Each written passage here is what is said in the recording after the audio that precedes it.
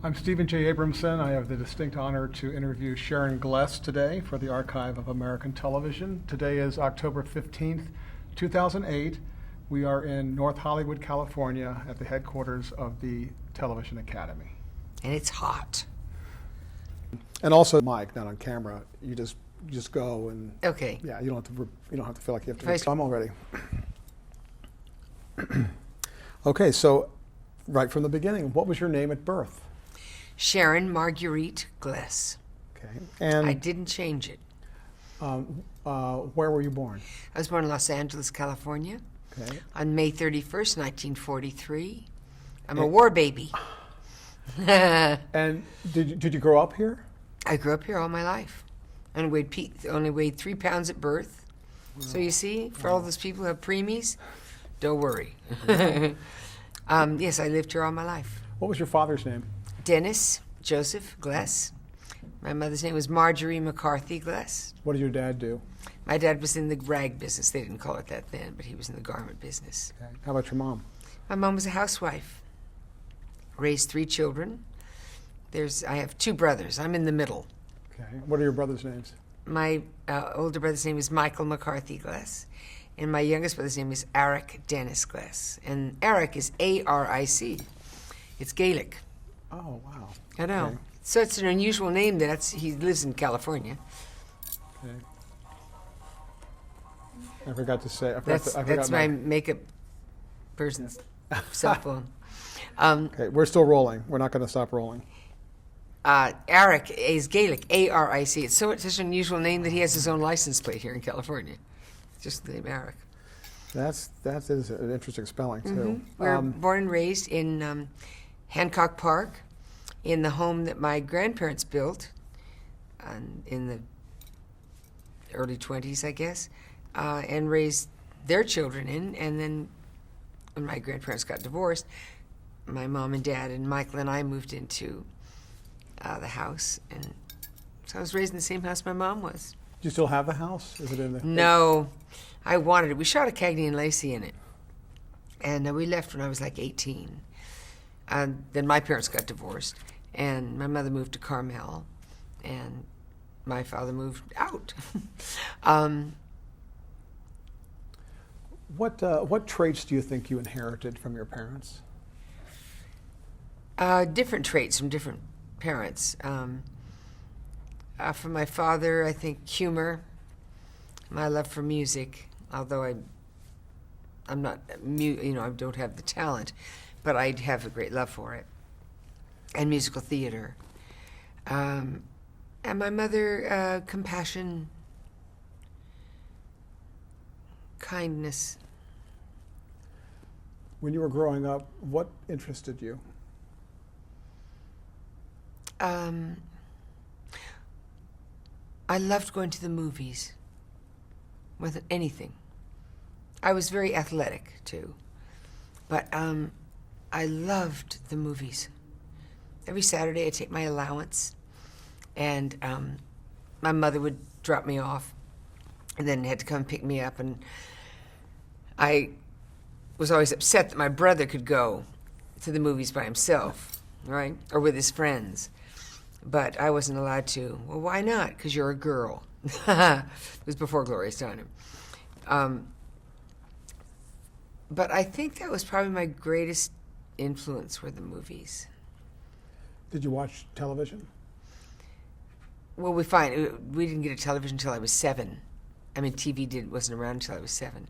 I did love television, very much. But movies were the most exciting thing for me. There's a boy in my school, in my grammar school, Cathedral Chapel School, Irish Catholic. His name was Billy Chapin. His sister was Lauren Chapin from Father Knows Best. Remember her? Mm-hmm. But anyway, Billy, who was older than Lauren, Billy was a child star. And I went and saw Billy in a movie called The Kid from Left Field. And I was so enchanted with seeing someone I knew up there that I told my mother when I was like 7, Mommy, I want to be an actress. And I had an uncle in the business. His name was Jack Bauer. He was a casting director. And I said, would you please ask Uncle Jack, I want to be an actress. And so she said, well, darling. I said, no, please ask him. I know he'll want me to be here. I know he'll want it. And anyway, so I didn't hear back from her. In about 2 weeks, I said, well, what did he say about my being an actress? And she said, darling, we both discussed it, and we felt that you should at least finish school. And I said, okay. I think I just wanted someone to say it was okay if I was an actress. And I was relieved because I really was way too young. But anyway, so I went to school, Cathedral Chapel School here in Los Angeles. And then I went to Marlboro School in Hancock Park where my mother went. That's high school? Yes, junior high. It started in junior high. Okay. I went to Cotillion at the Ebell Theater in Hancock Park. Cotillion, this has nothing to do with show business, but Cotillion was started in my mom's house on Muirfield Road in Hancock Park, the same teacher. Wow. So when it came my brother's and my turn to learn how to ballroom dance, I mean, well, I guess now it would work, right, with Exactly. Dancing with the Stars. Yeah. Which you should do. No. Those years of my going to Cotillion didn't pay off. I've never been a good dancer. But anyway, so I went to Marlboro for junior high, and then they removed me from Marlboro. I'm sure shortly before I was going to be thrown out anyway, and sent me off to a Dominican convent school in Monterey, California, where I went for 4 years. I made a movie about those girls from age 50 to age 60. Wow. I made a documentary about 10 of us in that boarding school. At any rate, then I went on to Gonzaga University, a Jesuit university, out of which I was thrown. But my grammar is impeccable. You notice I did not end the sentence in a preposition. Anyway, I was thrown out of Gonzaga. And then I decided, well, when I was 18, I was like 19 when I was thrown out. When I was 18, I approached my grandfather, who was a lawyer in this business. I said I wanted to be an actress. And he said, you stay out of it. It's a filthy business. Okay, and I did what I was told in those days. So after I was thrown out of school, I then went on to secretarial school, because in my day and age, it didn't matter what you did. If a woman couldn't type, she couldn't get a job, unless you were going to be a doctor or something. So that's what I did. I went to secretarial school, and I ended up working for Bank of America for a year. Then I worked for Young and Rubicam for 2 years as a secretary to the county executives. Then I went to Gray Advertising for 2 years. And then I started working for independent film companies behind the camera. You mentioned your grandfather. That was Neil McCarthy? Neil Is S. that right? McCarthy. And he was an entertainment lawyer, is that right? He was an entertainment lawyer. In fact, he was Can you name some of his he clients? was in the golden days of Hollywood. He was the most prominent entertainment lawyer. Who were some of his clients? His clients: Cecil B. DeMille, Louis B. Mayer, Howard Hughes, Cary Grant, Spencer Tracy. As a little girl, were you ever around any of those clients? No, I never met any of them. When I was in high boarding school and I came back really fat, my grandfather told me, if you lose 20 pounds, I will take you to lunch with Cary Grant. But I was so afraid, not only was I of the mind to lose the 20, but I knew he would tell Mr. Grant that, hey, my kid just lost 20 pounds since you had lunch with you, so will you do it, you know? And I didn't want that embarrassment. So I never did meet Mr. Grant. I have met Cecil B. DeMille many times as a child. My grandfather and he stayed very close friends. And when the Ten Commandments first came out, Mr. DeMille had a private screening at his home. And my parents were invited, my grandparents, and the kids. And it was like, I remember this dinner, and then we all went into this huge screening room and saw the Ten Commandments. Back in the days when you did watch some television, were there any shows that you loved to watch, or that maybe even later influenced you? When I was a little, Yeah, back when you said you got that TV. when we age first 7, got the TV, when you were I liked Ed Sullivan. okay. there was a Mickey Mouse Club. I remember Mickey Mouse Club. That was in the days of Annette Funicello. Mm-hmm. And my brother would sometimes come in and sit and watch it with me and just say, boy, Annette's really getting some tits on her. I just thought, that is so crude. You know, but he was of that age too, where it was really cool to say things like that. I'm trying to think. Oh, I loved Hit Parade. Oh, yeah. Remember the hit? You're probably too young. No, I remember. The Hit Parade, all the songs, and Giselle McKenzie and was it Dorothy? I forget. She married the band leader. Yeah. The pretty blonde one. I know. I mean, She married the band leader. I'm trying to think. what did you want to be when you grew up? As a little girl. Well, I went through so many, things what I wanted to be. I didn't keep the dream of wanting to be an actress. As I got to be like a teenager, I put on a lot of weight in the boarding school, and my grandmother was really, really rough on me. And she was sort of one of the last of the grand dames, my grandmother. And I always felt like I was a disappointment to her. Even though she loved me, she had 17 grandchildren. And I know I was her favorite, but she was hard on me. And so all my teenage years, I wanted to get married and do the junior league, all the stuff that my family did, and marry somebody really fabulous that my grandmother would just really respect. A very successful lawyer, because my grandfather was a lawyer. I think my dreams were around impressing her and having these perfect children. That was my dream. Well, But I was still going to movies constantly. My parents got divorced when I was sent to boarding school. I think the reason I was sent up there was the day that I was put on a train to go to boarding school was the day my father moved out. So it was sort of all planned. Everyone knew but me because I was the emotional one. And I remember coming home, I think my first Christmas without my dad there. And Auntie Mame had come out and was playing, I believe, at Grauman's Chinese. And every day of my vacation, like, I don't know what it was, maybe 75 cents, maybe by then, to go to the movies. Maybe it was $1.25. But I'd be given the money to go because my allowance wouldn't have spread that far for all the Christmas vacation. I'd go every single day, and I watched Rosalind Russell in Auntie Mame. And that changed my life and my dreams. I knew, even at that age, that I would probably never be appropriate to play Auntie Mame. But all the Doris Day movies I saw, I said I could do those. I could do those. And I used to watch old movies that my mother would bring home with Irene Dunn. I knew I could do those. But Rosalind Russell's the one who really changed my life. And then later as a teenager, Sweet Bird of Youth came to town. By then I was maybe a junior in high school, so it would make me 16 going on 11. I was always very backward, very, very immature. But I became besotted by Geraldine Page and her performance. And I thought one day I could play. I got a sense of what I could do and what I couldn't do.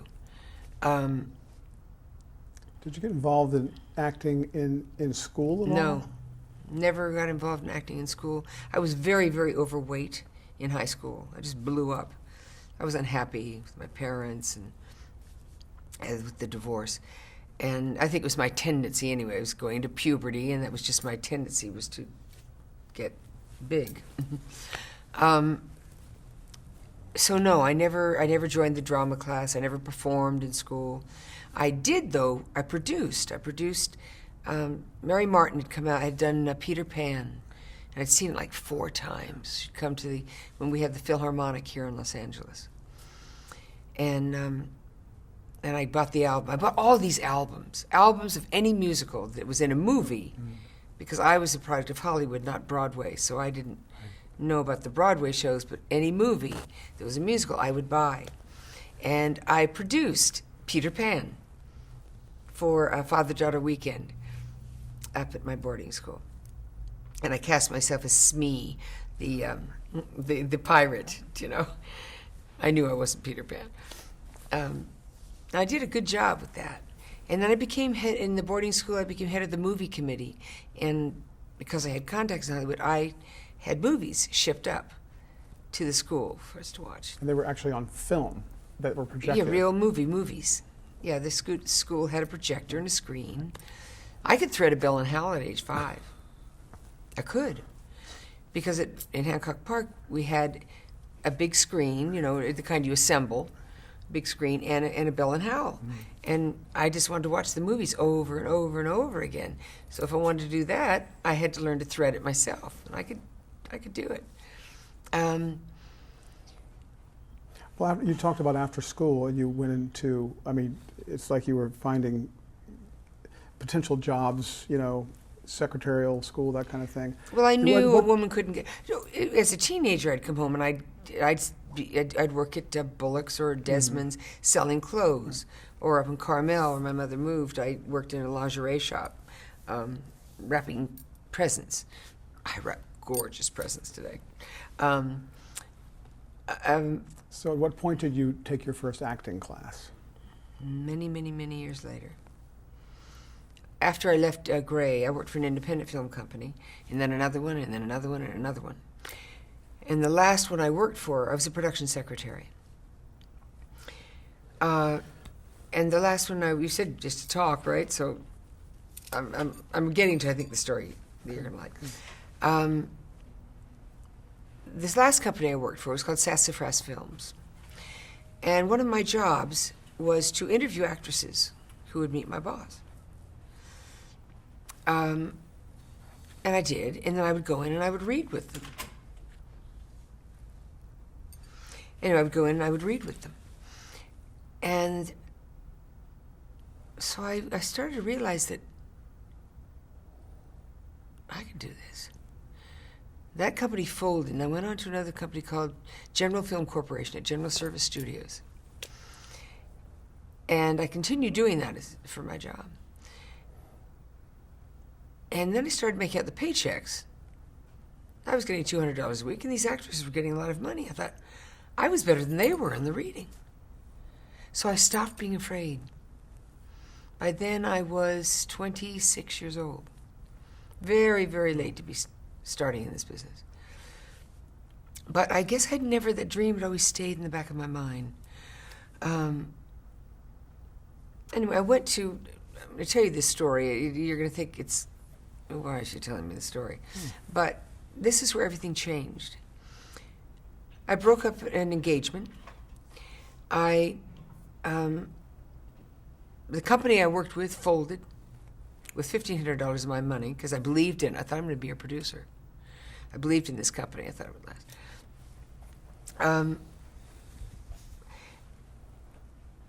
I'm getting things mixed up here.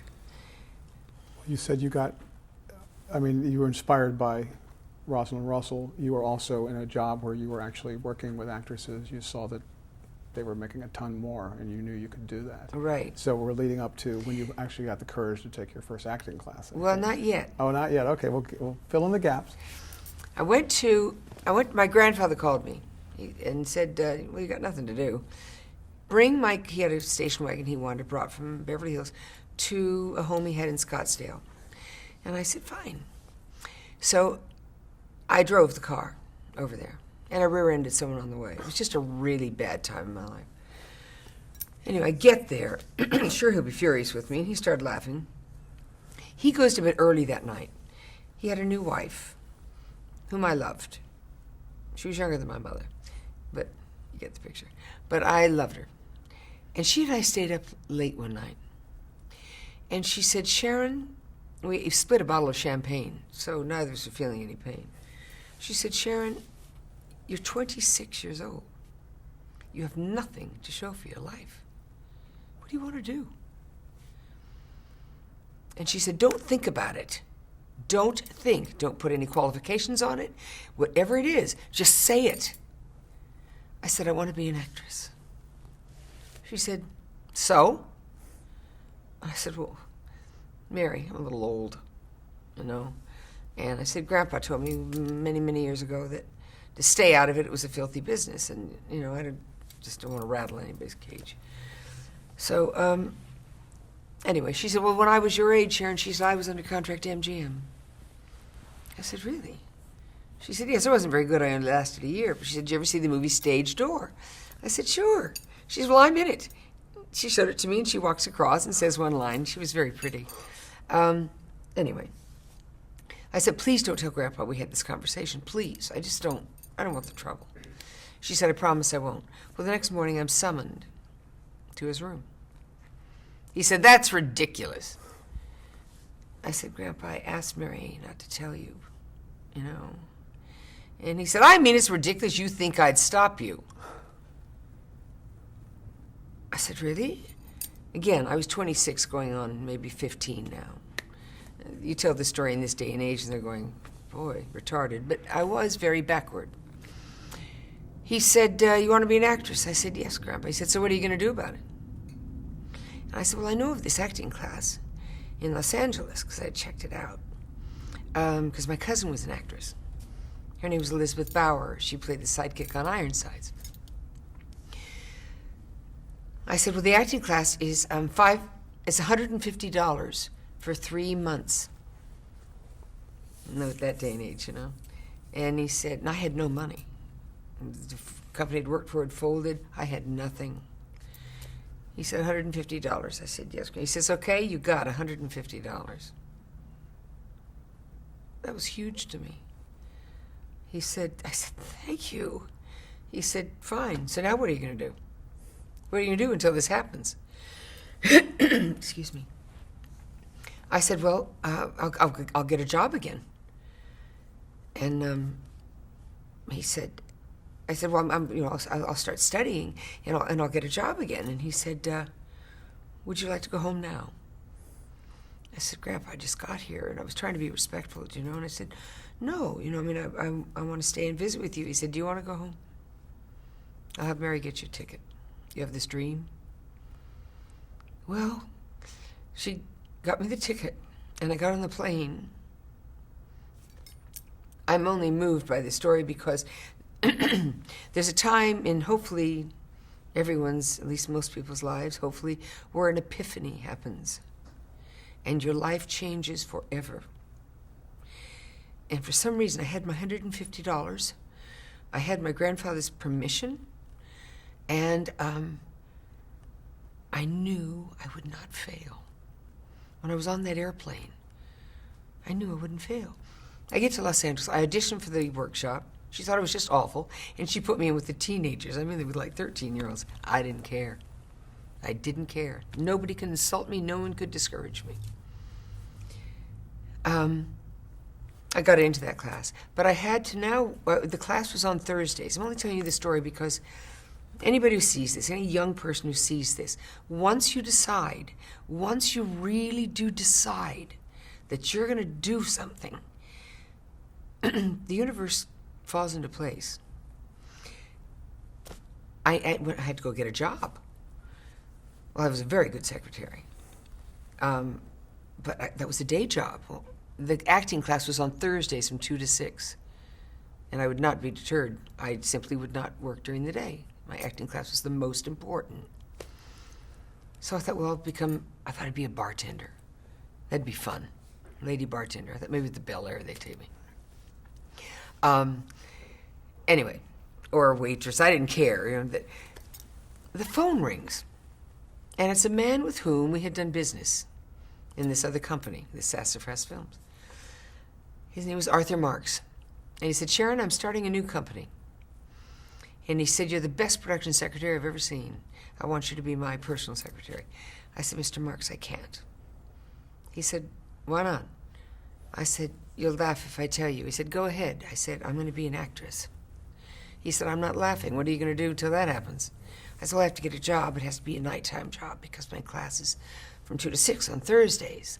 He said, you got Thursdays off. Now what? I said, really? maybe this doesn't sound like much to you, but I'm it's telling great. you, this is, It's great. I mean, it's great. I said, great. I went to my acting classes, and I did scene studies and worked with my partners, and you would know, but look at me now. I would forget to eat. I'd go like 3 days without food. I was so excited. And I went to work every single day except Thursdays for Mr. Marks. And while I was there, someone in the class, because not everyone who was in the class were actors. They were writers, directors, wannabes. One was a writer. She'd written this play. And we had to audition if we wanted to be in it. No money. I got the lead. It was a comedy. And we did it at the Encino Community Center, you know, folding chairs. We didn't charge anyone. It ran 2 nights. The second night, after the second night, I got a call at my office. And the man said his name was Orrin Borston, and that he worked in publicity at Universal Studios. He said, I want you to meet John Cassavetes. He said, you'd be perfect for the lead in his new film, and Monique James, the head of our talent department. I said, okay, cut the bullshit. Who is this? He said, I understand you're being skeptical. Why don't I have Miss James call you? Well, she did. I went and met her. She asked me to prepare a scene. Took me months to prepare it. I found another actor at General Service Studios where I was working. And she called once. She said, are you ever bringing that scene in? And I said, well, Miss James, my uncle, Jack Bauer, said that to make sure it's letter perfect. Because he said, you occasionally remember when someone's good. You never forget when they're bad. She laughed. She said, just bring it in. So I did, and she signed me to a 7-year contract that night. And this was in the early 70s? 1972. I was now 27 years old. And she knew how old I was. But I had this Irish mug, you know, and I could pass. But I didn't care. She said, Sharon, I think we won't tell people for a long time how old you are. This contract, did it specify what you would be like cast in, or was it a... No, it was an exclusive studio contract, like the ones from the 40s. And I got $186 a week.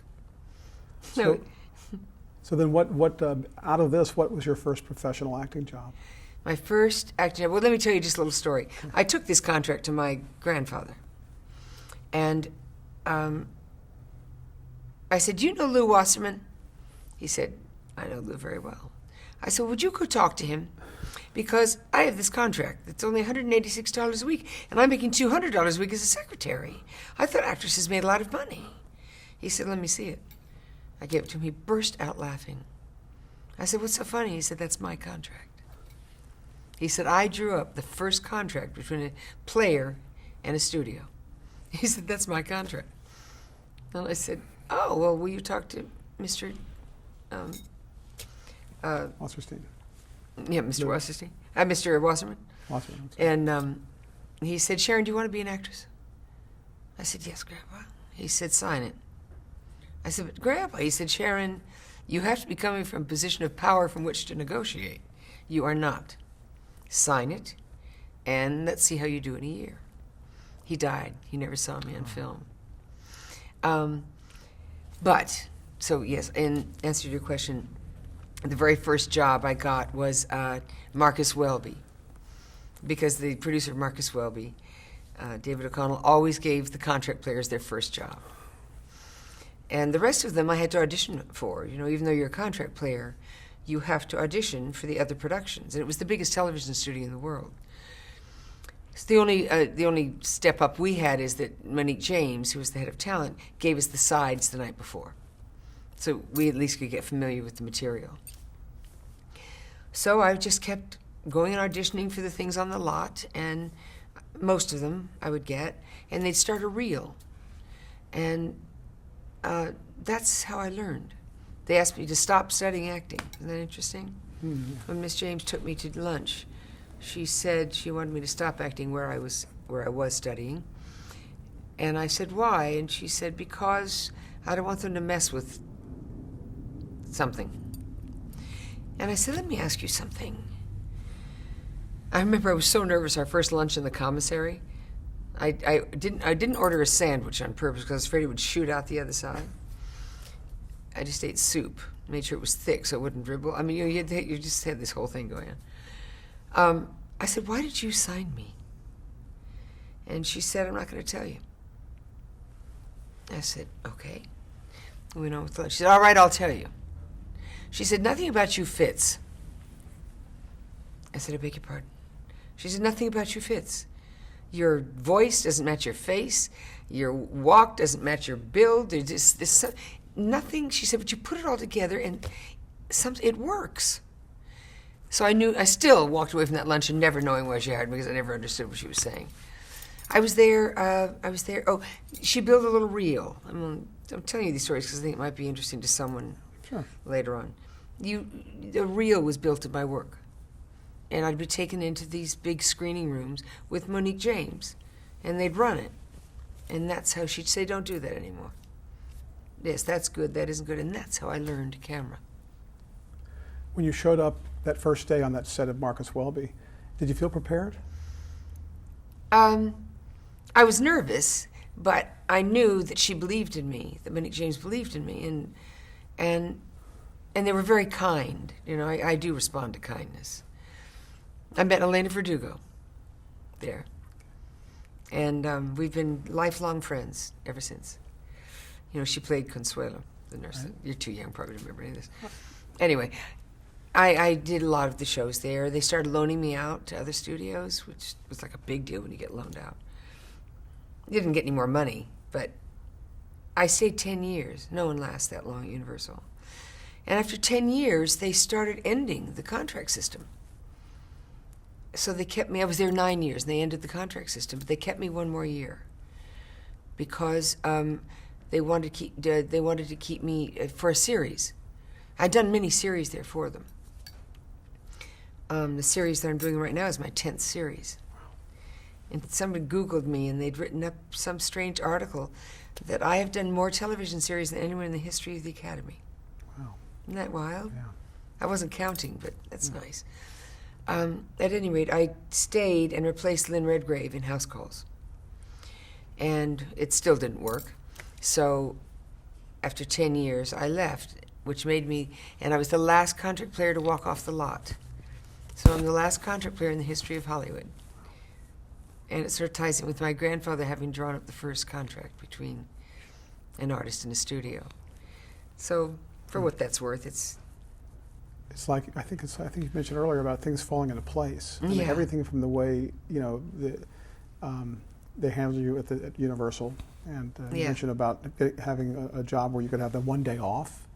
All those things seemed to exactly just fit. just fell into place, and I lasted those 10 years, and then it ended, and House Calls was ended, and I left. And Monique James, who was the first female vice president of MCA. She was a very formidable woman. She decided to leave Universal also, and she'd been there forever. So she and all her millions of shares of stock left Universal, and she became my manager. And she was my manager for 20 years. I was her only client.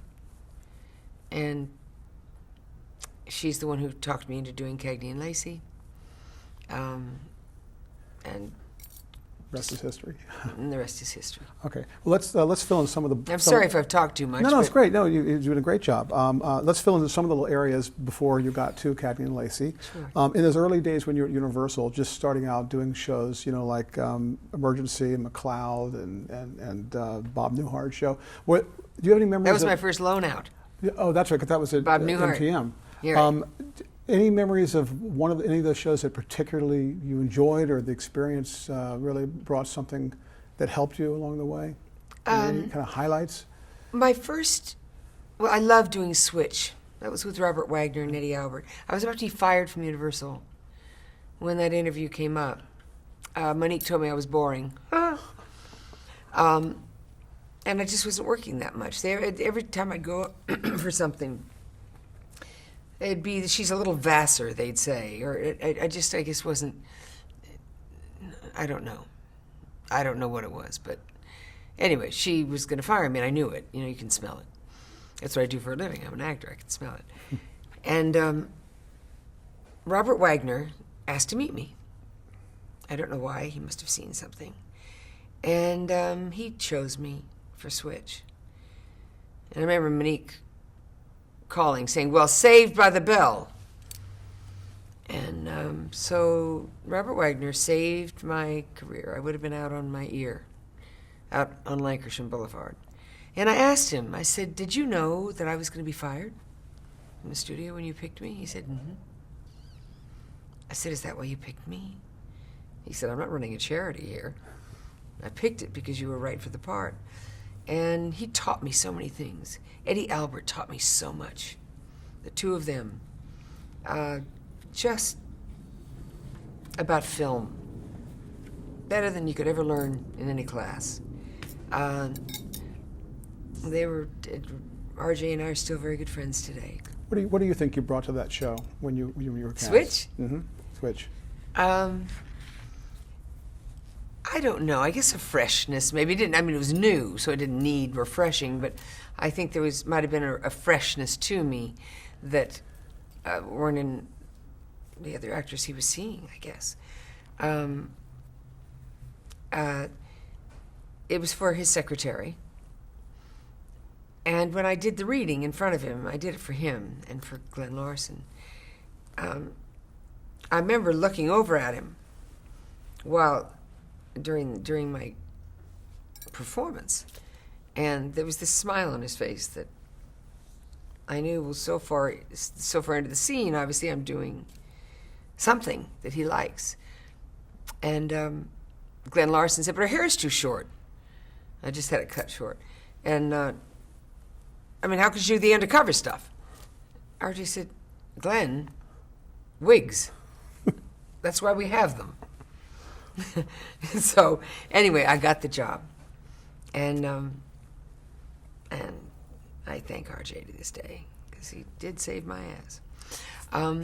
For a young woman, an actress in the '70s before Cagney and Lacey. Mm-hmm. I did something else. Go ahead. Then the first series I starred in, I did lots of mini-series for them, and when they used to do novels, and I did play the lead in a couple of those. But the first series that I actually starred in, where I was billed over the title, didn't last long. It was called Turnabout, written by Thorne Smith. He used to write the Topper things. He was long dead, but I played a man trapped inside a woman's body. And John Sharp played a woman trapped inside the man's body. And I remember calling Monique in her office. Usually actresses call her if they have a complaint. I said, "I just want to tell you how happy I am."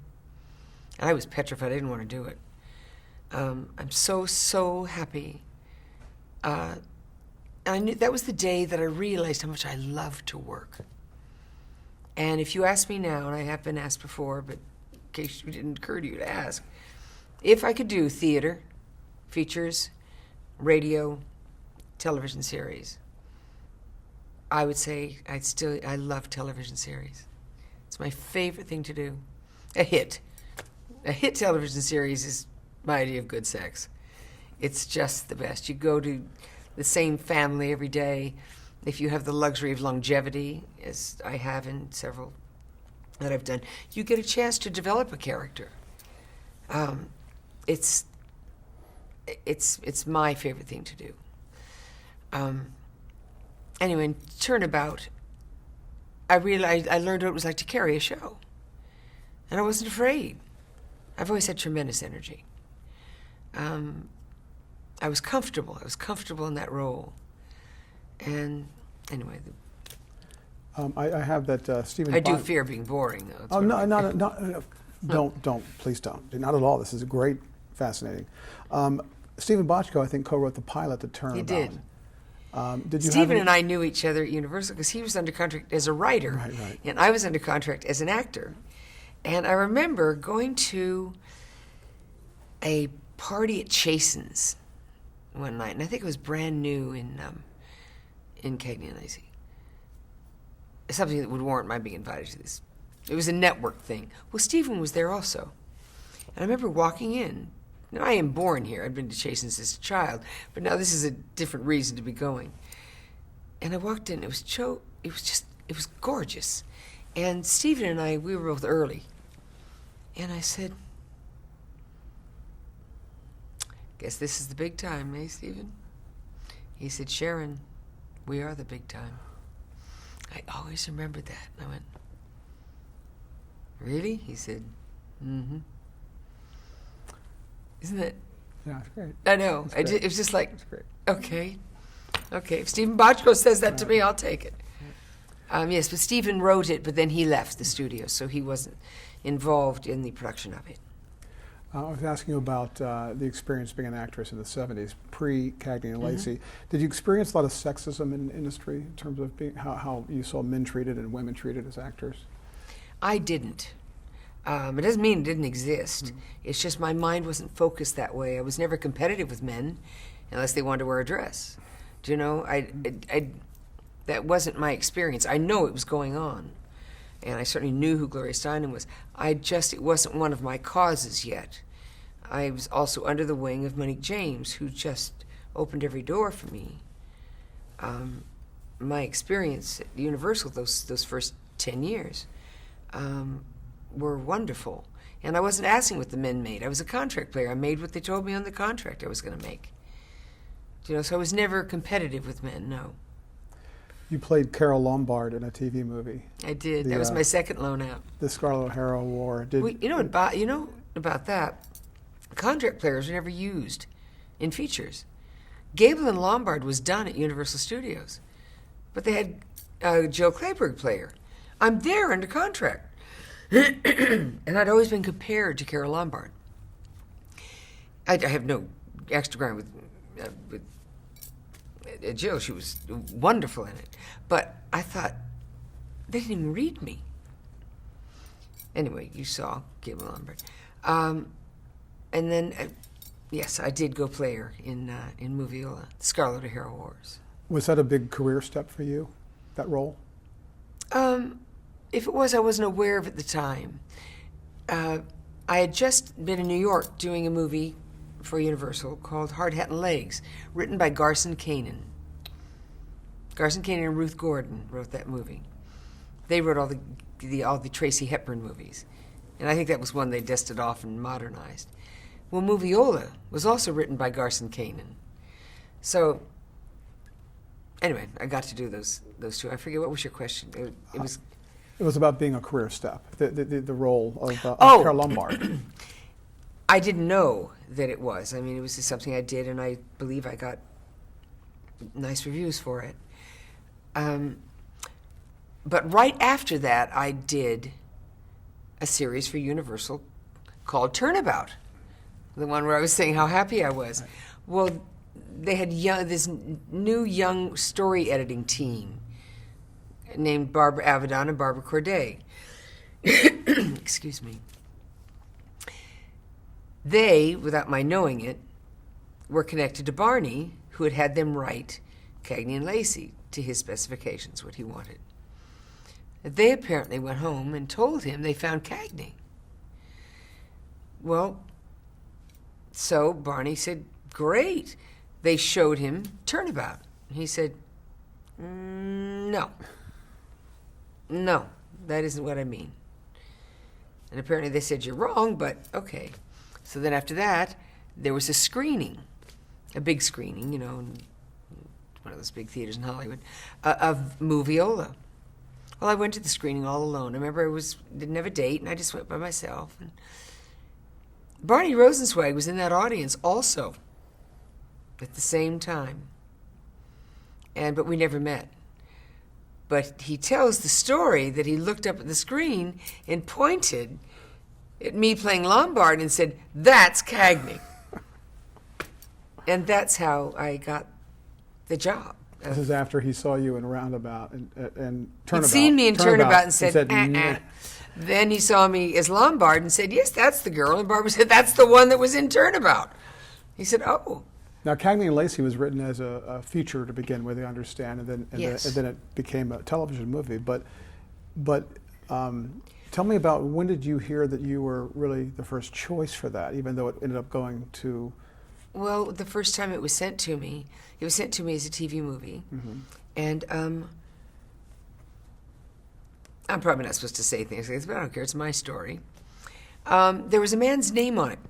I had two reasons for not doing it. I had just done a pilot for Universal called Palms. I played a cop with a male partner, and it didn't sell. And then came this Cagney and Lacey right behind it. And there were two reasons. There was a man's name on it who was involved with the show somehow named Mace Neufeld. I never cared for Mace Neufeld. I didn't know Barney then. I just did not care for him as a human being. And I didn't want to be involved in any project he was in. Also, there I was packing another rod. And I said, I don't want to, I just played a cop. It didn't work. I don't want to go play a cop again. And obviously I didn't see the genius of the piece. So I turned it down. And so they went to Loretta Swit. Loretta Swit. And Loretta took it. And I'm so grateful she did, because there was a very short list for Lacey. I didn't know Tyne Daly, but she did. And Barney said, here's my short list for Lacey. Who do you think? She said, well, Tyne Daly's terrific. Barney said, she's my favorite, and I'm going to fight for the network. Because Tyne was a stage actress, and she didn't have a TV cue. So he said, I'm going to fight for her. And she got it. Then it went to series. Well, you know this story from Barney, but okay. Tell it. Then, all right, so then it went apparently to series, and Barney called Monique again and said the show is sold to go to series, and I am again inviting Sharon Gless to play Christine Cagney. And Monique she was from Vassar, she was slightly affected. She said, I'm sorry, Barney, dear, but Sharon is in a series. That's where I went to replace Lynn Redgrave in House Calls. And so I knew I was not available. So he picked Meg Foster, a wonderful actress. And they did 6, but were canceled, I think, after 4 or 2. Barney would know that better. But I know they were canceled before they got to finish their episodes. And so I think Barney thought, I guess that was over then. But I knew I'd been offered it 2 times. And I don't know if Barney told you this story, but I love this story. Apparently CBS had come to him again and said, we will let you have a 3rd shot at Cagney and Lacey at the recasting of Cagney. It was very, very upsetting to Tyne, because they had gone all the way across the country trying to save the show together, and they just need to put a blonde wig on Meg. Meg's a wonderful actress. But they were very similar. Their styles were similar. There just wasn't, I guess, a contrast. So Barney flies to New York, and he waits outside the meeting where they announce their new lineup. Oh, apparently CBS, Barney told me that CBS said, Sharon, how about Sharon Gless? CBS said, good luck if you can get her. And he flies to New York to hear about the lineup for the new year. And he waits outside the meeting. And he's standing there, and the president of CBS said, no, Barney, nothing, I'm not telling anything. Because they were about to make the announcements to the press. They wouldn't tell him. He said, just tell me one thing. I don't need to know your new fall schedule. Tell me, I just need to know one thing. Is House Calls on it? And they said, no. He said, thank you. He said he went down to, I think it was Frankie and Johnny's. It's the bar where he heard the Cagney. But anyway, he used their phone, and he called Monique. He said, Monique, this is Barney Rosenzweig. I'm calling for the 3rd time to invite Sharon Gless to play Cagney in Cagney and Lacey. She said, I told you, Barney, dear, Sharon is in a series. He said, bet my ass she's in a series. She just got canceled. Isn't that a great story? Great story. I know. And she said, oh. And then she talked me into having lunch with him. And I said, by that time I'd done so many series. I said, no, I want to be in movies. She said, yes, sweet pea, that's what we all want for you, of course. But she said, I think you should meet this man. And I told you that story. But I want you to tell Barney. it for this too. Oh, all right. Okay, so when you met Barney Rosenzweig at Yes, this meeting, what meet first him. impressions, what did you think? I didn't like him. But I should tell you first that Monique told me how hard this man had fought. And it's certainly not insulting. And I did go ready to have him kiss my ass. I thought he was really going to talk me into doing this thing, you know. So I was looking forward to that, even though I knew I wasn't going to do it. Pardon my inflated ego at the time. But, so I went, and I don't remember him telling me, you know, how hard he tried to get me, and I'm sure he did say those things. He's not, you know, an insensitive man. But the thrust of the lunch was Barney just telling me how hard I'd have to work, and am I up to it? And for some reason, I took exception to that. I'd done several series before this. As I said to him, and build over the title, because CBS didn't want to do that, before I came to this luncheon. And he just kept telling me, yes, but you don't know what hard work is. You just don't know. I said, excuse me, but I do. I've starred my own series before. I've worked till 3 in the morning. I know what hard work is. I don't think you do. And I just went, who is this guy? Anyway, Dick Rosenblum was also at the lunch. And he could see that it wasn't going well. So could Barney. So Barney went quiet.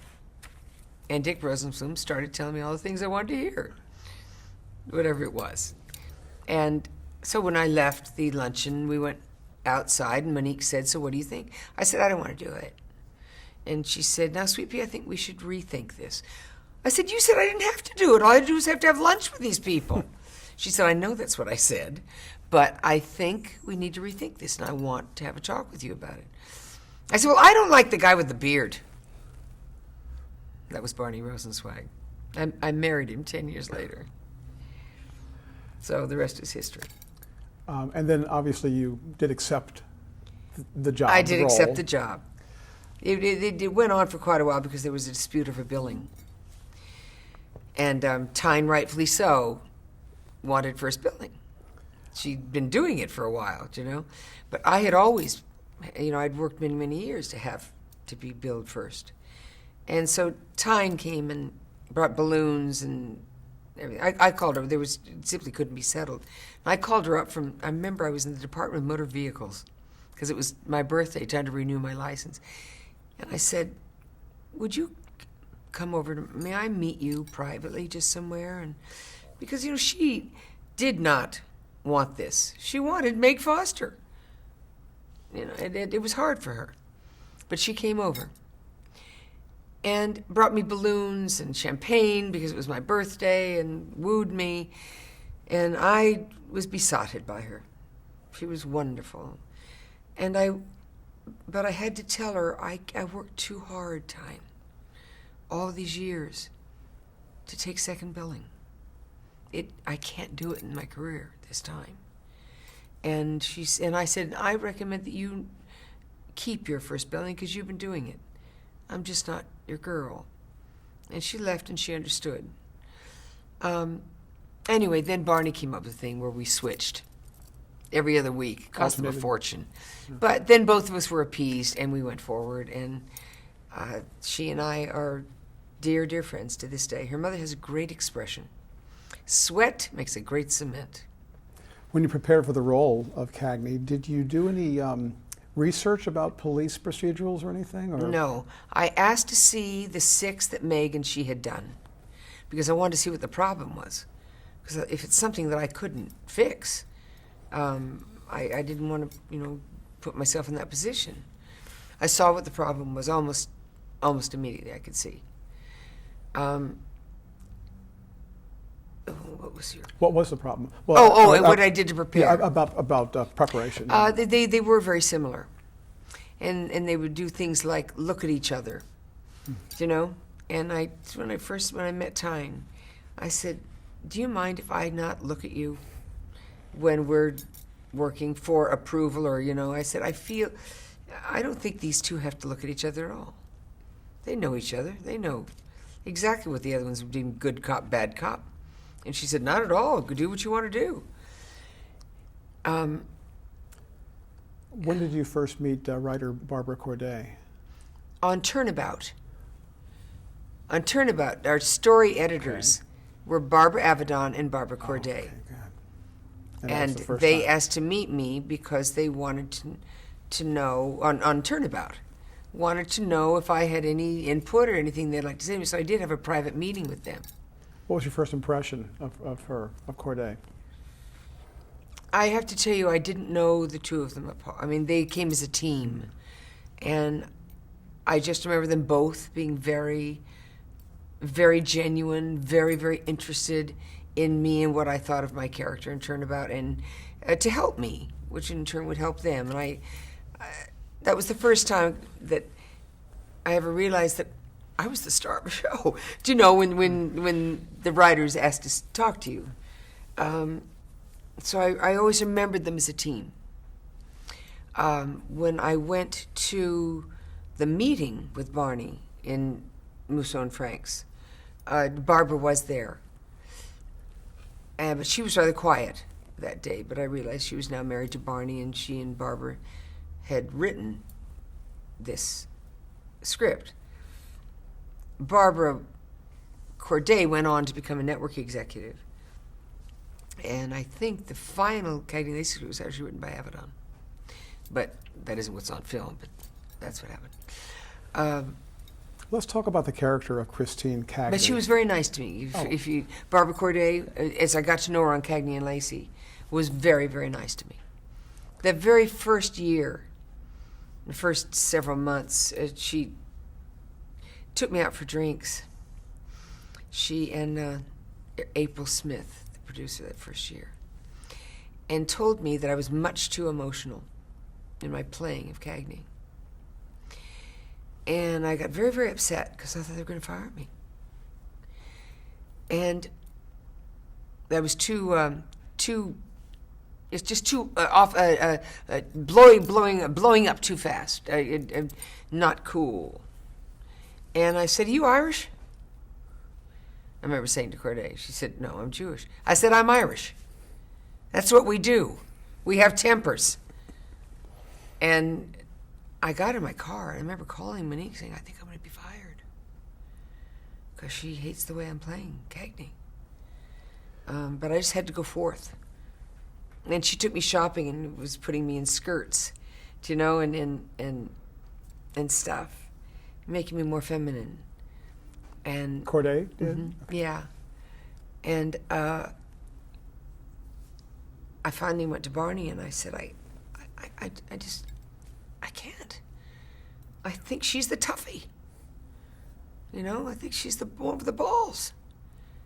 And I want to wear pants. And I'm sorry if I get emotional when I play a scene.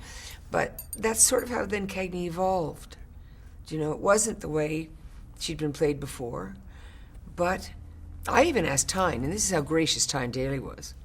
I said, "Tyne, do you mind if I enter the room first? Do you mind if I run in first? Because I think this one's, they kept calling me John Wayne. But I said, I think she's fearless in not being smart about it. Where I thought Mary Beth wouldn't mind following her partner. She's got 2 children, do you know? And Mary Beth Tyne said, you know, I have a problem with it. I'd rather enter first. I said, I know that. That's why I'm asking. But I really think that's who this character is. And she said, go ahead. And that's how Cagney was born. I mean, you know, how it really started to develop. But anyway, Barbara Corday has been wonderful. And she was, even though she was at another network and executive, she would come down and watch us shoot. And was very encouraging after that. Very. She just had another idea in mind, but... We're going to change tape.